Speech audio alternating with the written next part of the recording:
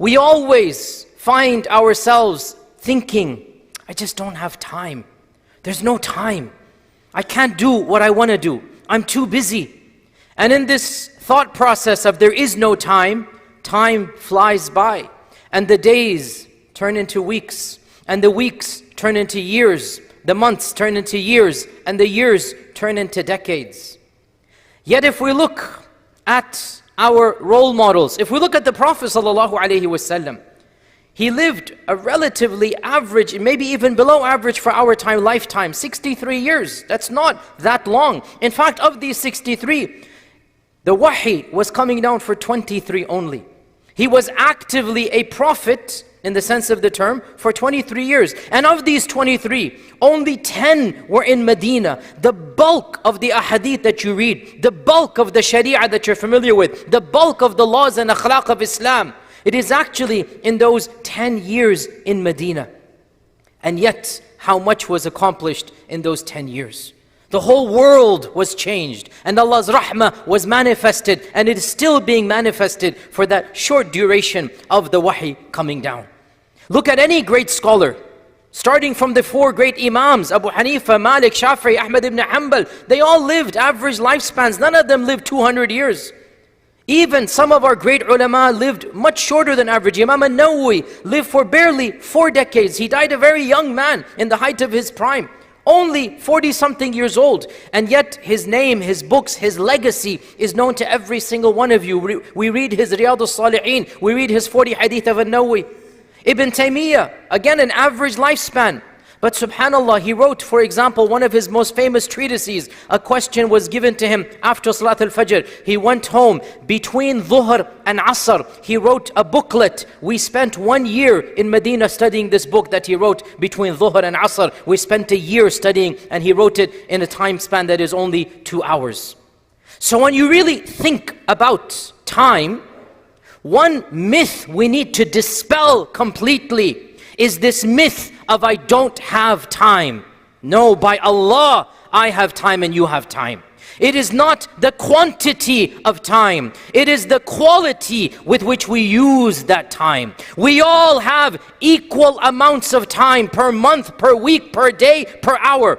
Clock times are the same. The hour that I'm spending and you're spending and Ibn Taymiyyah spent, clockwise exactly the same. True, we have more time on earth than others, but in terms of actual day and week and month, we all have the exact same amount of time. It is not the quantity, but rather the quality of time. What you do with that time. So we need to maximize the quality of our time. And in today's brief khutbah, I'm going to remind myself and you of 3 specific points from the Quran and Sunnah. 3 specific tips about how to maximize the quality of our time. How to benefit from the same clock time more than other people. The first of these, point number 1.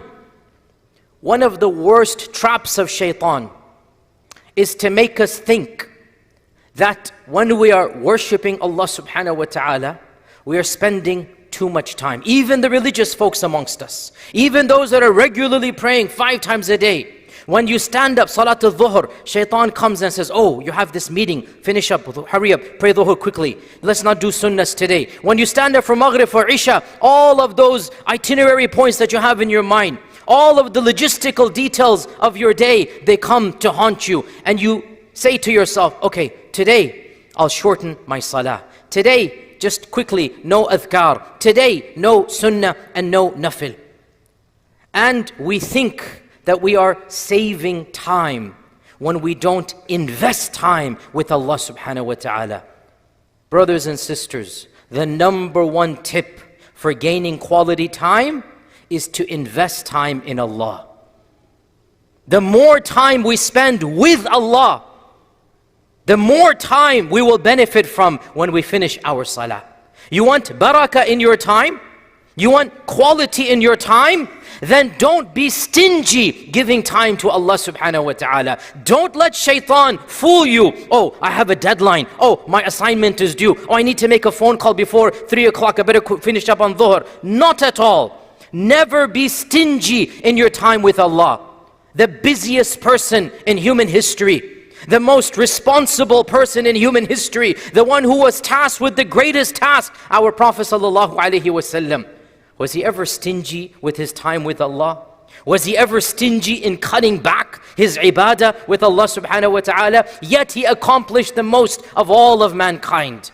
When you stand up to pray, when you're doing your adhkar, when you are connected with Allah subhanahu wa ta'ala, realize every minute you spend, Allah will give you manifold back. Even in terms of not just thawab, even in terms of your time, Allah will give you back. Whatever you give to Allah, Allah returns it many times over. Don't we learn in the Quran? This is a Quranic rule. So why do you think that when you invest your time with Allah, that you are spending of that time? On the contrary, this is the wisest investment. This is the highest ROI, the highest return on your investment will be when you spend time with Allah subhanahu wa ta'ala. So, point number one, let us make a commitment from today to never rush through our salawat, to never hasten our connection with Allah subhanahu wa ta'ala. In fact, after our salah finishes, when people are rushing back to their work, let us make a commitment to follow the prophetic sunnah and sit there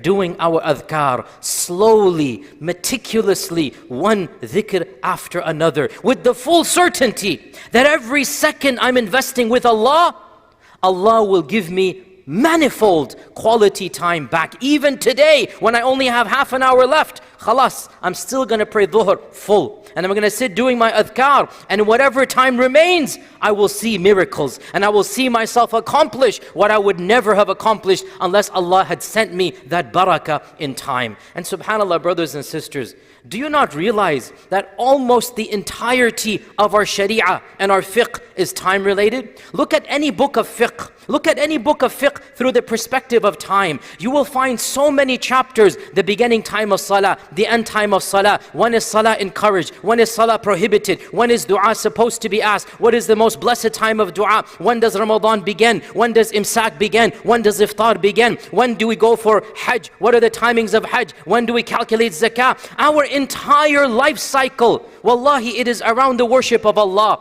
You want to learn about time management? Follow the sharia. You will automatically learn time management. The sharia is all about time management. It is as if your entire life is meant to be upon the time management cycle. And in Islam, we schedule our life around the worship of Allah. We don't schedule the worship of Allah within our life. No, we schedule our life around the routine of the worship of Allah subhanahu wa ta'ala. Therefore, there is no greater time management than the perpetual routines of the worship of Allah subhanahu wa ta'ala. That is point number one. Don't be stingy when it comes to spending time with Allah. This applies to all actions of worship, by the way. I gave the example of salah, but even the Quran, doing your Quranic recitation daily. Add 10 minutes of your time to read the Quran. Wallahi, you will see for yourself, you will gain back an hour at least a day. At least an hour back. Why? Because we know one good deed will give you 10. So if you spend 10 minutes, Allah will give you back minimum 100 minutes quality barakah. You will see it for yourself. Point number one. Point number two, about time management, about benefiting from your time so that years don't pass by and before you know it, you're at the end of your life. Point number two, actively follow the Quran and the Sunnah in avoiding lahu and la'ib. The Quran warns us multiple times that this whole dunya is lahu, la'ib. Alhaakum at-takathur. Innama hadhihi al-hayat dunya lahun wa la'ib. The Quran warns us that there's a lot of merriment in this world, a lot of time wasting in this world. And so don't follow that path. Be careful. Look at your schedule. Do you know that the average American spends, I kid you not, I looked this up today, 5.5 hours a day on social media and on television? Let that statistic sink in. Then before you point fingers, ask yourself, how much of that do I have? The average, by the way, the average means 50% spend more and 50% less. The average number of hours of the people of this country on social media and on flipping through television, 5.5 hours, not a week, a day, on their phones, on their iPads, on their iPhones, on their 5.5 hours a day is more than 1/3 of your average waking time in the day. You sleep and then you're awake for how many hours? 5.5 hours. The average person spends literally killing time. Can you imagine if we took the Quranic advice, if we followed the prophetic legacy of actively overcoming time-wasting aspects? The Muslim, the mu'min, does not actively waste time. Can you imagine somebody taking some money and just burning it? You would think this person's a fool. Wallahi, when we waste time, we are burning time. In fact, even worse than this, because money we can gain back, time we cannot gain back. Next time you sit down and you recognize that you're wasting time, visualize yourself taking money from your bank account, from your ATM, and literally throwing it in the trash. Tell yourself, would I ever do that? Would I ever take money from my ATM and throw it in the trash can? I would never do that. So why am I doing this with something that is more precious and more barakah and more potentially good than money? And that is my time. Realize so many Quranic verses warn us that on the day of judgment, people are going to regret the time that they wasted. Allah Himself tells us in the Quran, أَوَلَمْ نُعَمِّرْكُمْ مَا يَتَذَكَّرُ فِيهِ مَنْ تَذَكَّرُ. This is an amazing verse. Didn't we give you enough time? Didn't we give you enough umr, time, so that whoever wanted to benefit could benefit? Notice, didn't we give you enough time so that if you really wanted to take advantage of it, you could have taken advantage of it? And that is why those who don't take advantage of time, on the day of judgment, to them this entire life will appear like a millisecond. So many verses in the Quran. Surah Al-Dhariyat, Allah subhanahu wa ta'ala reminds us in the Quran. Surah Al-Dhariyat, Surah Al-Nazi'at, Allah subhanahu wa ta'ala says, يَوْمَ يَرَوْنَهَا لَمْ يَلْبَثُوا إِلَّا عَشِيَّةً أَوْ ضُحَاهَا. When they see the day of judgment, when they hear the trumpet, they see what's going on, لَمْ يَلْبَثُوا إِلَّا عَشِيَّةً أَوْ ضُحَاهَا. They're going to be certain that they were only in this world for a part of a morning or a part of an evening. They will think they spent only a few hours in this world. Surah Al-Mu'minun, قَالَ كَمْ لَبِثْتُمْ فِي الْأَرْضِ عَدَدَ سِنِينَ. The angels will ask, how many years were you on this earth? They're looking at the person and they see nothing that he's accomplished. So the angels are skeptical. How many years did you live here? And the person will say, قَالُوا لَبِثْنَا يَوْمًا أَوْ بَعْضَ يَوْمٍ. He will say, I only had one day. Allah gave me one day. Actually, no, He gave me a part of a day to live. And then in his arrogance, he's so certain, he will tell the angels, فَاسْأَلِ الْعَادِينَ. Go ask the accountant keepers who took my ears. I am certain that Allah gave me one day to live because I don't have anything. I didn't accomplish anything. How could I have known about the day of judgment? How could I have known I would stand in front of Allah? How could I have believed in heaven and hell and yet not prepared for the day in which it's going to be decided where I go? It must be that I had no time. So he's going to literally challenge the angels and say, go ask the bookkeepers, go ask the hisab, go ask the angels who wrote, I am positive.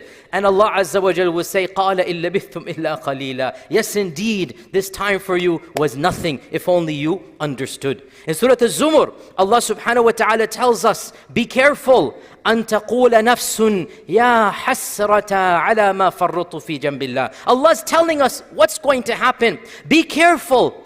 Don't be like the one who shall say. There is a person who will say this. Many will say this. Allah says, don't be amongst them. What is he going to say? Ya hasratan ala ma farrattu fi jambillah. Woe to me, how much I wasted my time. Farrat, I just spent time with nothing. I wasted all of it instead of spending time in the obligations of Allah subhanahu wa ta'ala. We don't want to be amongst them. We don't want to be amongst them. يَوْمَ يَرَوْنَ مَا يُوعَدُونَ لَمْ يَلْبَثُوا إِلَّا سَاعَةً مِّن نَهَارٍ. Allah says in Surah Ahqaf, when they see what they have been promised them, meaning the fire of hell, they're going to be certain that they lived only for 1 hour of the day. They literally said 1 hour of the day. Then Allah says, balagh. This is a warning to you. Balagh. Balagh here means, like, listen to this, pay attention. After mentioning the time issue, Allah says, pay attention to this. People are going to swear that they lived 1 hour only. Balagh.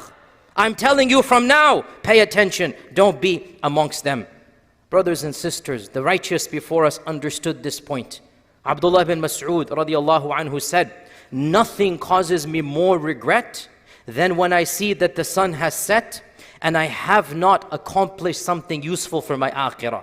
The amount of regret I feel then, nothing else comes close to this. And Al-Hasan al-Basri remarked, the generations that I grew up amongst, the Sahaba and Tabi'un, the generations that I grew up amongst, they would value their time with more eagerness than you value your gold and silver. They would value their time with more eagerness than they value your gold and silver. So this is point number 2. Actively engage to overcome time wasting. And you will see, you will have plenty of time. Wallahi, we should stop saying, I don't have time.